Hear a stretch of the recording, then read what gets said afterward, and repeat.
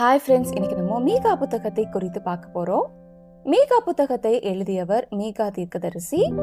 மீகா என்கிற இவரோட பெயருக்கு கர்த்தருக்கு ஒப்பானவர் யார் என்று அர்த்தம். இவர் எருசலேமின் தென்மேற்கு பகுதியிலிருந்து சுமார் 25 மைல் தொலைவில் அமைந்திருந்த மொரேசா அப்படிங்கிற ஒரு சிறிய கிராமத்தை சேர்ந்த தீர்க்கதரிசி. மீகா தீர்க்கதரிசியோ ஆமோஸ் தீர்க்கதரிசி மாதிரியே ஒரு கிராம பின்னணியிலிருந்து வந்த தீர்க்கதரிசி தான். ஆனா கர்த்தர் இவரை தெரிந்து கொண்டு இஸ்ரவேலின் தலைநகரான சமாரியாவுக்கும் யூதாவின் தலைநகரான எருசலேமுக்கு விரோதமாகவும் தீர்க்க தரிசனம் சொல்ல அழைத்தார். இவர் கிமு 8ஆம் நூற்றாண்டுல யூதாவின் ராஜாக்களான யோதாம், ஆகாஸ், எசேக்கியா போன்ற ராஜாக்களோட காலத்துல அவரோட தீர்க்க தரிசன ஊழியத்தை செய்தார். இவர் ஓசியா, ஏசாயா போன்ற தீர்க்கதரிசிகளோட சமகாலத்தவர். மீகா தீர்க்கதரிசியும் மற்ற தீர்க்கதரிசிகளை மாதிரியே ஜனங்களோட பாவத்தை குறித்து கண்டித்து எச்சரிக்கிறார். இவர் ஜனங்களோட விக்கிரக ஆராதனையையும் ஜனங்களோட நியாயக்கேடுகளையும் தேசத்தின் அதிபதிகள் ஜனங்களை சரியாக வழி நடத்தாததையும் கள்ள தீர்க்கதரிசிகள் பணத்துக்காக பொய்யான தீர்க்க தரிசனம் சொல்லுகிறதையும் குறித்து கண்டித்து இஸ்ரவேல் மற்றும் யூதா ஜனங்கள் மனம் திரும்பலன்னா அவங்கள அழிக்க கர்த்தராகிய ஆண்டவரே அவருடைய பரிசுத்த ஆலயத்தில இருந்து அவங்களுக்கு எதிரான சாட்சியாக வந்து அவங்களை அழித்து போடுவார்னு சொல்லி ஜனங்களை எச்சரிக்கிறார். இந்த புத்தகத்துல மொத்தமா 7 அதிகாரங்கள் இருக்கு. அதை 3 பகுதிகளாக பிரிக்கலாம்.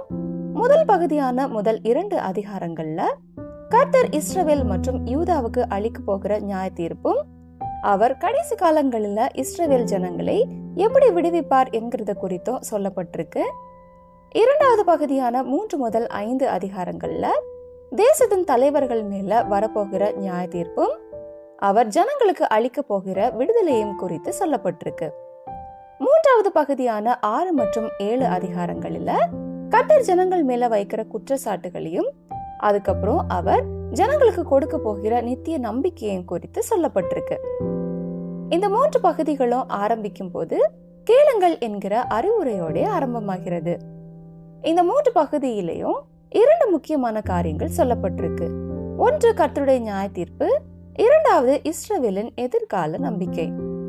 ஒவ்வொரு பகுதியும் ஆரம்பிக்கும் போது ஜனங்களோட பாவங்கள் மற்றும் கர்த்தர் அதுக்காக கொடுக்க போகிற நியாய தீர்ப்பையும் குறித்து மீகா தீர்க்கதரிசி சொல்லி அந்த பகுதியை முடிவடையும் போது கர்த்தரோட அளவில்லாத கிருபையினாலேயும் அவர் இஸ்ரவேல் ஜனங்களின் முற்பிதாக்களோட செய்த உடன்படிக்கையினாலேயோ அவர் இஸ்ரவேல் ஜனங்களுக்கு கொடுக்க போகிற எதிர்கால நம்பிக்கையை குறித்து விளக்குகிறார்.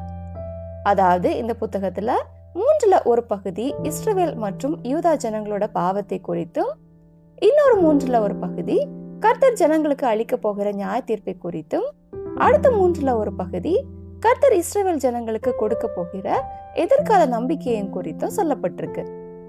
இந்த புத்தகத்துல கர்த்தருடைய நியாய தீர்ப்பும் அவர் ஜனங்களுக்கு கொடுக்க போகிற எதிர்கால நம்பிக்கையும் பின்னி பிணைந்திருக்கிறது.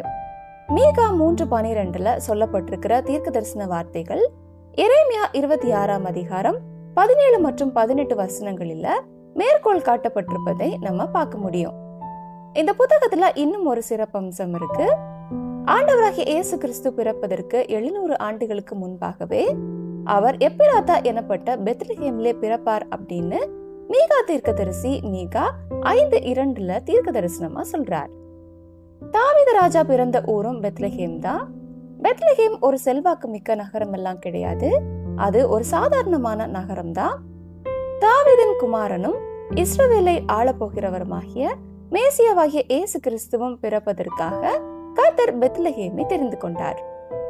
பெத்லஹேம் என்பதற்கு அப்பத்தின் வீடு என்று பொருள். இயேசு கிறிஸ்துவே நம்மை மீட்டெடுப்பதற்காக வானத்திலிருந்து இறங்கி வந்த ஜீவ அப்பம். மீகா 5ஆம் அதிகாரம் 2ஆம் வசனத்தை தான் இயேசு கிறிஸ்து பிறந்தப்போ ஏரோது ராஜாவுக்கும் பிரதான ஆசாரியர் மற்றும் வேதபாரர்களும் கூட மேற்கோள் காட்டுறாங்க. மீகா புத்தகம் முடியும் போது அவர் திரும்ப நம்மேல் இறங்குவார், நம்முடைய அக்கிரமங்களை அடக்கி நம்முடைய பாவங்களை எல்லாம் சமுத்திரத்தின் ஆழங்களில் போட்டு விடுவார். தேவரீர் பூர்வ நாட்கள் முதல் எங்கள் பிதாக்களுக்கு ஆணையிட்ட சத்தியத்தை யாக்கோபுக்கும் கிருபையை ஆபிரகாமுக்கும் கட்டளையிடுவீராக என்கிற நம்பிக்கையின் வார்த்தைகளோட முடிவடைகிறது. ஓகே ஃப்ரெண்ட்ஸ், மீண்டும் அடுத்த பைபிள் ஸ்டோரியில சந்திக்கலாம். Bye friends.